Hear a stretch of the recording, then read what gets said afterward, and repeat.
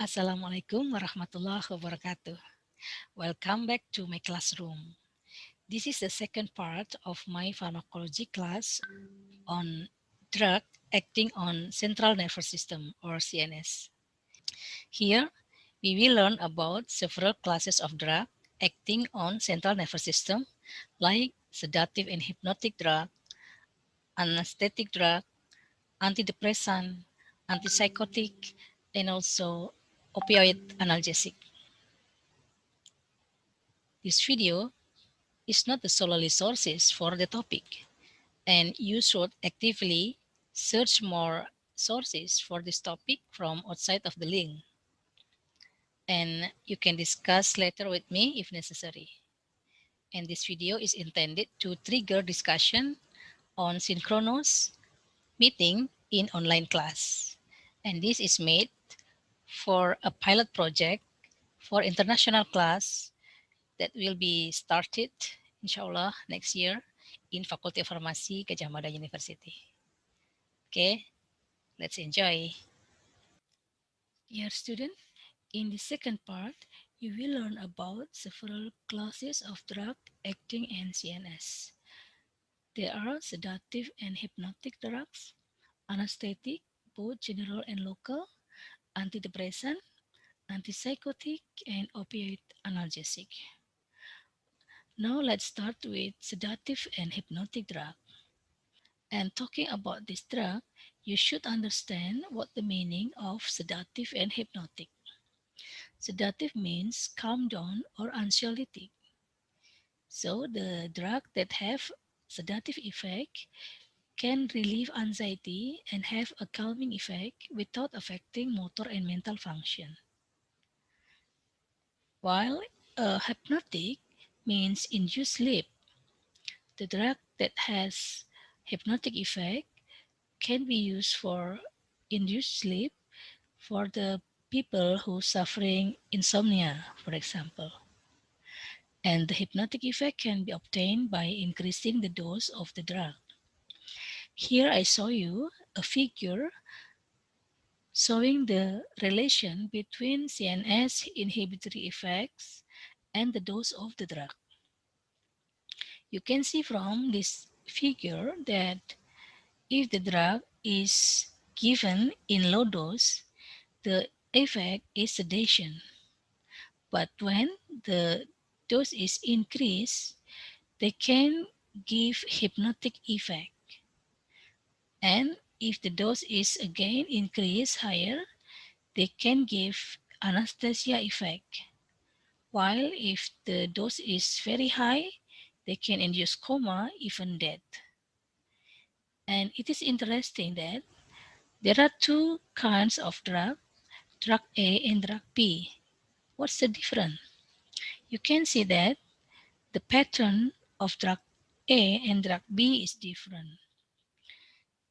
For example, in the dose that induce anesthesia, like here for drug A, there is no effect anesthesia on drug B. Yeah, meaning that drug B is safer than drug A because the increasing dose doesn't increase too much about the inhibitory effect of CNS. Yeah, I can explain like this. In drug A, increasing the dose might increase the suppressive or depressive effect on the CNS, that it can cause coma and death. And it can be found in the old generation of sedative agent like barbiturate and alcohol. While in drug B, the increasing dose to some extent doesn't increase the CNS suppressive effect, so it can be considered as safer than drug A, and it can be found in the newer sedative agent like benzodiazepines that nowadays more widely used. This is the example of the drugs, yeah. In barbiturat group, we can see phenobarbital, secobarbital, pentobarbital. In the benzodiazepine group, there are still many more. Diazepam, chlordiazepoxide, lorazepam, nitrazepam, oxazepam, etc. Yeah, and also in miscellaneous, we can find meprobamate, ethanol, buspirone, like this. And how is the mechanism? Yeah, the barbiturates and benzodiazepines drug bind to GABA receptor. GABA itself is an inhibitory neurotransmitter in the brain. The GABA receptor is an ion channel receptor, especially for chloride. This is the binding site for GABA. But interestingly, the GABA receptor also has other binding site, which is called allosteric binding site for benzodiazepine, barbiturate, as we discussed previously. Yeah, and then how can GABA give inhibitory effect on CNS? GABA is released from the presynaptic terminal of GABAergic neurons, and then it can bind to its receptor. And because the receptor is an ion channel, so the binding of the GABA to the receptor will open the chloride channels, and chloride will enter the cell. And you know that because chloride has a negative charge, the negative environment inside the cell will cause the hyperpolarization of nerve cell membrane. And by hyperpolarization, they can inhibit the neurotransmission. It is why GABA can depress CNS, and GABA is considered as inhibitory neurotransmitter. And how is the mechanism of benzodiazepine and barbiturate drugs on GABA receptor? Yeah, benzodiazepine like diazepam, chlordiazepoxide, lorazepam, they increase the receptor affinity of GABA on GABA site. It makes the GABA easier to bind the receptor. So, therefore, it can activate the GABA receptor, increase the frequency of opening of chloride channel, and induce hyperpolarization. And in turn, finally, they can give depression of CNS. Yeah, this is the mechanism of benzodiazepine. While barbiturate, almost similar, they prolong the opening of chloride channels. Yeah, it causes hyperpolarization and in turn give depression effect of CNS. And we can have the summary like this: the mechanism of action, both barbiturate or benzodiazepine. They can bind to GABA receptor at different allosteric site, facilitate the GABA action. When GABA will bind more easier to the receptor, and then barbiturate will increase the duration, while benzodiazepine increase the frequency of the opening of chloride channel. The all activity in turn will induce membrane hyperpolarization and then give CNS depression effect. Yeah, there are several CNS depression effects like sedation, calm down, anxiety, and hypnosis when the dose is increased, as I previously explained, anesthesia, anticonvulsant, muscle relaxant, suppress respiratory system, and also cardiovascular system. This is toxic effect when the drug is used in high dose. What are the clinical uses of benzodiazepine and barbiturate? Yeah, this is for anxiety disorder, for insomnia, to induce sleep, for sedative before surgery, for convulsion in epileptic disorder. Yeah. Well, the second drug to be discussed is anesthetic drug, both general and local. Anesthesia means temporary loss of sensation or awareness.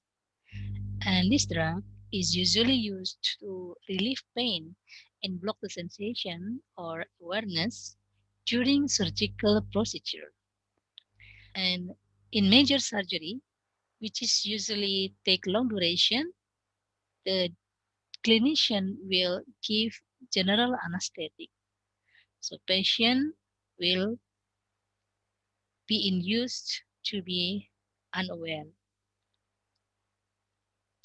And in the minor surgery, which is usually in only short duration, like in dental surgery, it needs only local anesthetic.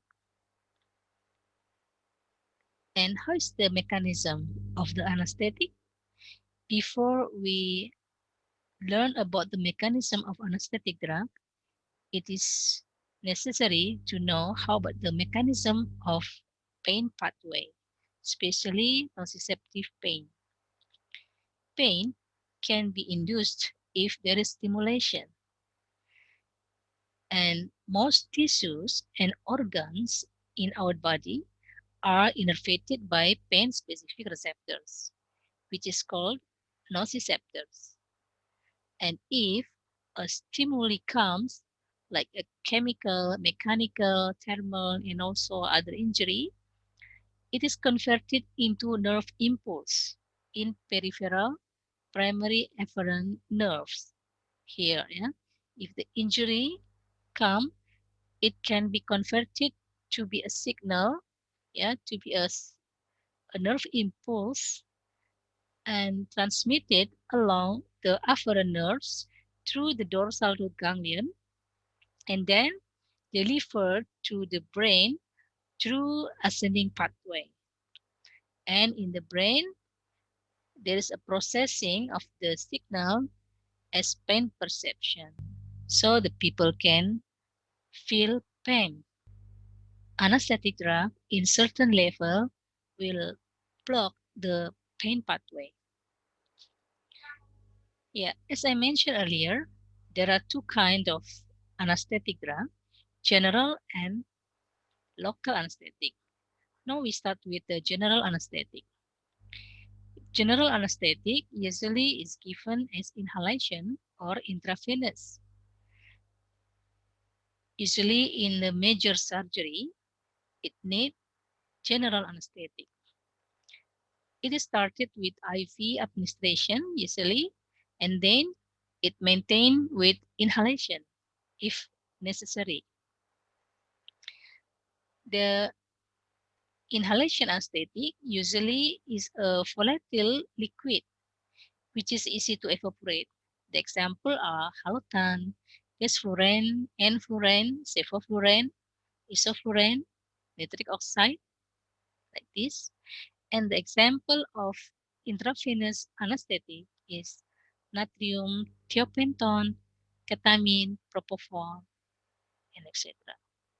This is the general anesthetic. How is the mechanism of general anesthetic? Okay, let's see how is the mechanism of action of general anesthetic. Yeah, we meet again with GABA receptor. As benzodiazepine and barbiturate drugs, which is also work on GABA receptor, the same is true for general anesthetic. General anesthetic like propofol, halotan, and so on also have binding site in GABA receptor, and the similar effect can be obtained with the activity on the GABA receptor. The anesthetic drug will give inhibitory action of nerve impulse transmission. These are the example of general anesthetic: propofol, sevoflurane, isoflurane, thiopental, etc. Okay, how about the local anesthetic? Local anesthetic usually only work locally, and it works by reversibly block the conduction along the nerve cells by blocking sodium channel. You remember the impulse transmission is mediated by the polarization of sodium channels. If there is a drug that can block sodium channels, they can block the conduction. along the nerve cells. This is the mechanism of local anesthetic. And there are various agents with different characteristics, and it is determined the drug suitability in the way of administration. For example, for topical or epidural or spinal, etc. The examples of local anesthetic are lignocaine, bupivacaine, prilocaine, benzocaine, procaine. Yeah. This is the example how to administer the local anesthetic. This is the example of dental surgery. They inject the local anesthetic directly into the site of action. This is also directly injected into the site of interest. Yeah. Again, the local anesthetic mechanism of action is to block the sodium channel. They can block the transmission of nerve impulse. So then they can block the pain. This is the example of the local anesthetic with epidural administration in patients who are about to give a birth. Well, the next drug to be discussed is antidepressant. Antidepressant is medication to treat depressive disorder. What is depressive disorder? Depressive disorders is a kind of psychiatric disorder affecting mood. So it is called as mood disorder. And depressive symptoms include feeling sad most of the time, feelings of helplessness and hopelessness, loss of interest in daily activity, low self-esteem, insomnia, etc. And in the severe complication, the patient have the idea of suicide, even commit suicide. In short, pathophysiology of the depression is deficiency of serotonin and norepinephrine neurotransmitter. That's why the strategy to treat depressive disorder is to increase serotonin and or norepinephrine neurotransmitter. How to increase the neurotransmitter? The common way is to inhibit the reuptake of neurotransmitter. By inhibiting the neurotransmitter to presynaptic neuron, the availability of the neurotransmitter in the synapse will increase. There are several classes of antidepressant drug. There are tricyclic antidepressant or TCA that containing three rings of atom, then heterocyclic antidepressant, SSRIs, selective serotonin reuptake inhibitor, then MAOIs, monoamine oxidase inhibitor, and SNRIs, serotonin norepinephrine reuptake inhibitor, etc. Okay, let's see about tricyclic antidepressant. This drug works by blocking reuptake of norepinephrine and serotonin. By the inhibition of the reuptake, it can increase the availability of the neurotransmitter at the synapse. However, the TCA drugs may affect other receptor system like cholinergic system. The examples of tricyclic antidepressants are amitriptyline, nortriptyline, imipramine, desipramine, clomipramine, doxepin, etc. Next is heterocyclic antidepressant. This, this drug is a newer generation of tricyclic antidepressant. The drug in this group have the same mechanism with tricyclic antidepressant. They also have the same effectivity as a tricyclic antidepressant, but they have faster onset, less sedative and other autonomic effect, and also less toxic. The examples of heterocyclic antidepressant include amoxapine, bupropion, maprotilene, trazodone, venlafaxine. The next class is SSRI, or selective serotonin reuptake inhibitor. As indicated by its name, the drug works by inhibiting the reuptake of serotonin selectively. This drug relatively have no sedation and anticholinergic side effect as found in TCA drug. So it is considered to be safer than tricyclic antidepressant. The efficacy is almost similar with tricyclic antidepressant.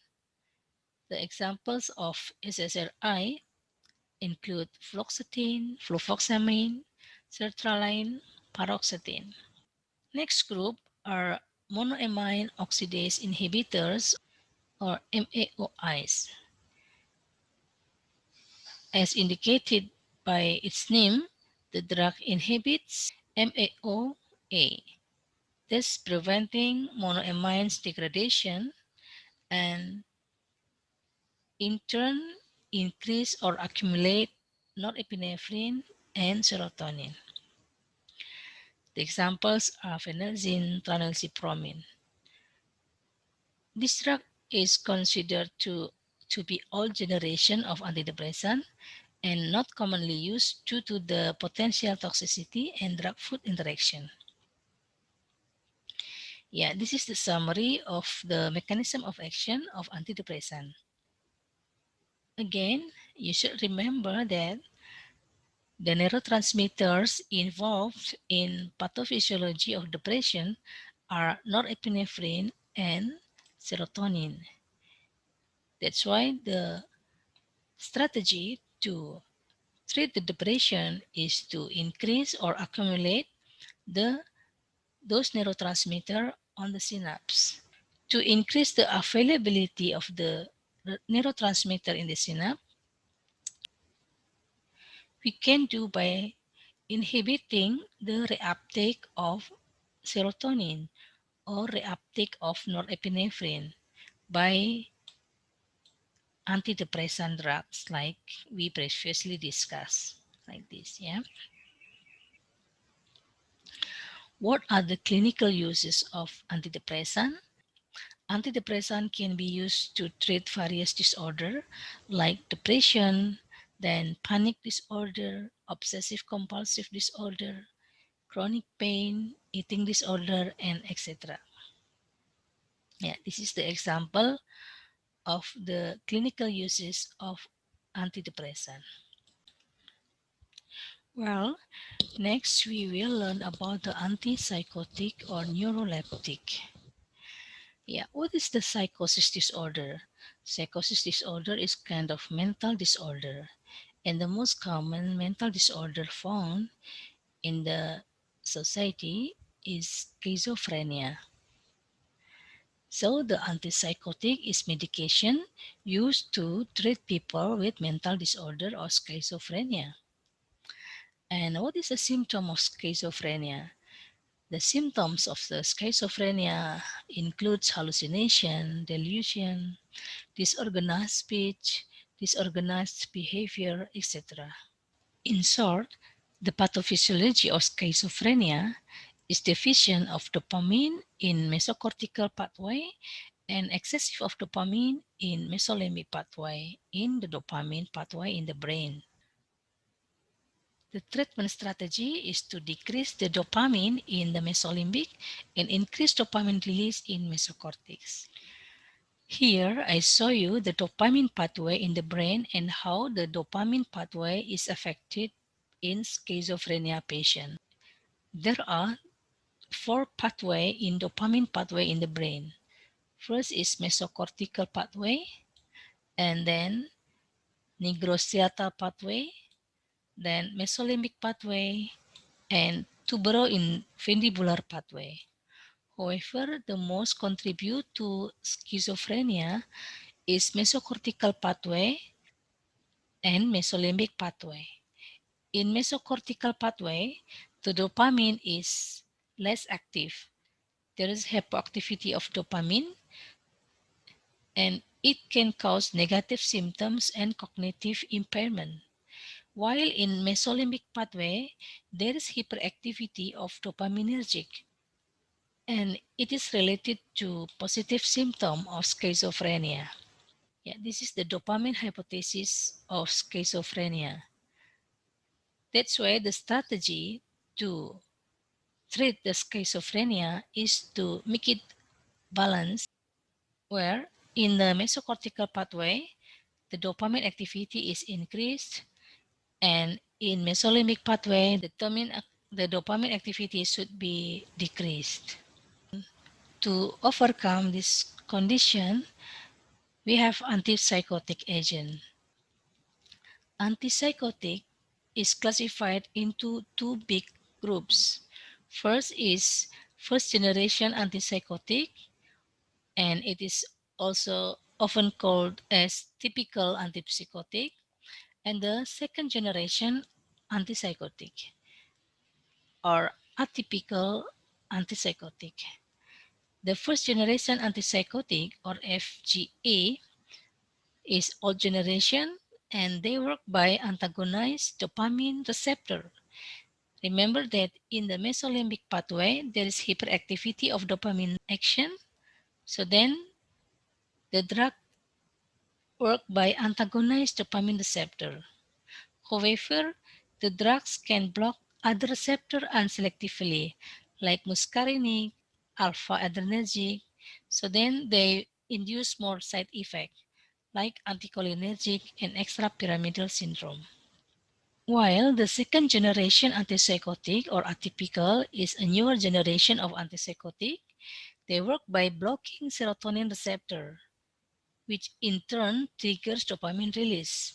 But still, they have blockade effect on dopamine. However, the blockade effect of dopamine is less than the first generation antipsychotic. And the second generation antipsychotic has less extrapyramidal effect. What is the extrapyramidal effect? Let's back to the dopamine pathway. We see here, beside the mesocortical pathway and mesolimbic pathway, there is nigrostriatal pathway.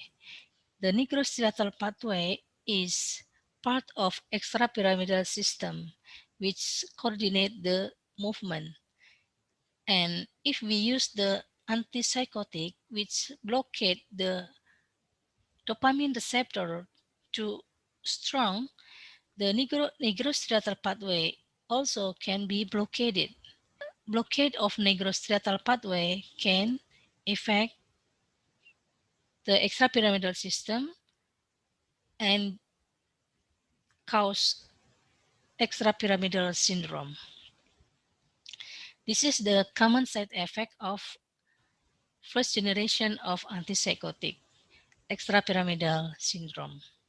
While in second generation of antipsychotic, the blockage of nigrostriatal pathway is less than that in typical antipsychotic. That's why second generation of antipsychotic has less effect on extrapyramidal system while still have efficacy to decrease the activity of dopamine in mesolimbic.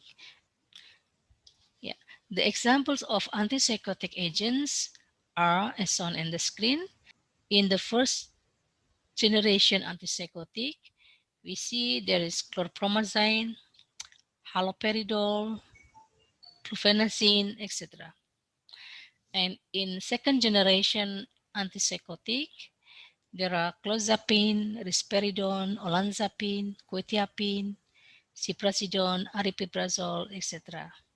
It should be noted that nowadays many guidelines recommend the SGA or second generation antipsychotic as the first line drug in the management of schizophrenia because of its lower side effect. Well, the last drug is opioid or narcotic analgesic. You know that analgesic is a drug that reduces pain, and there are two kinds of analgesic. narcotics and non-narcotic, or opioid and non-opioid analgesic. But in this class, we will learn only opioid or narcotic analgesic. Narcotic or opioid analgesic is considered a strong analgesic. Originally, the opioid compound or narcotic compounds is extracted from plants Papaver somniferum or poppy. Yeah, this is the poppy flower, and it is used since 1,000 years ago.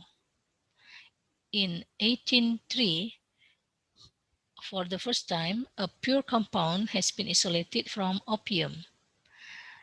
It is called morphine, and the name of morphine is derived from Morpheus, the name of god associated with sleep and dream in the ancient Greek. Yeah, this is the chemical structure of morphine. And subsequently, many of syntheses were carried out on morphine derivatives. Therefore, we now find many derivatives of morphine. And morphine and its derivatives act on opioid receptor. And morphine and its derivative known as narcotic or opioid analgesic. Let's see the opioid receptor. Opioid receptor are set of action of endogenous opioid compounds. So our body also produce endogenous opioid compounds like endorphin, dynorphins, enkephalin, endomorphin, and nociceptin. There are three types of opioid receptor: mu, kappa, and delta. Yeah, mu, kappa, and delta. And now, how is the role of opioid receptor in modulating pain? Yeah, the opioid receptor belongs to G protein couple receptor or GPCR, which couple with GI protein. Yeah, like this.